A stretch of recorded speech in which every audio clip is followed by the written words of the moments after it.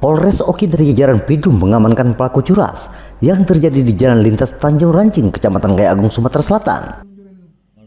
Kapolres Oki AKBP Eko melalui Kanit Pidum Polres Oki Ibda Haryanto menjelaskan korban hendak pulang dari silaturahmi masih suasana Lebaran Idul Fitri 1446 Hijriah.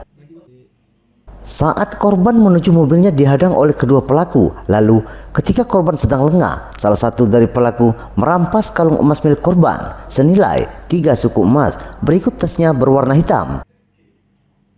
Seketika itu sempat terjadi tarik-menarik antara korban dan pelaku, dibantu anak korban sehingga salah satu pelaku terjatuh. Begitu juga dengan kalung emas yang hendak dirampas oleh pelaku juga jatuh ke tanah, sehingga kalung emas milik korban berhasil diselamatkan korban. Saat reskrim Polres Oki langsung ke lokasi kejadian, sehingga pelaku Ahmad bin Bakri berhasil diamankan di TKP. Berikut barang bukti berupa sepeda motor, kalung emas beserta tas hitam. Kemudian pelaku Malian juga berhasil ditangkap di rumahnya tanpa perlawanan.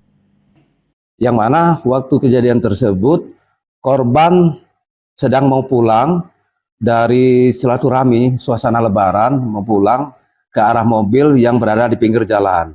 Dan saat itu datanglah dua orang tersangka menggunakan motor menghampiri korban. Dan saat itu korban sedang lengah, satu orang tersangka langsung menarik kalung milik korban dan tas yang warna hitam. Untuk korban tersendiri adalah warga Jua-Jua, Gaya Agung, Kabupaten Oki. Pelaku akan dijerat pasal 365 KUHP dengan ancaman 9 tahun penjara. Dari Ogan Komering Ilir, Fitriadi iNews melaporkan.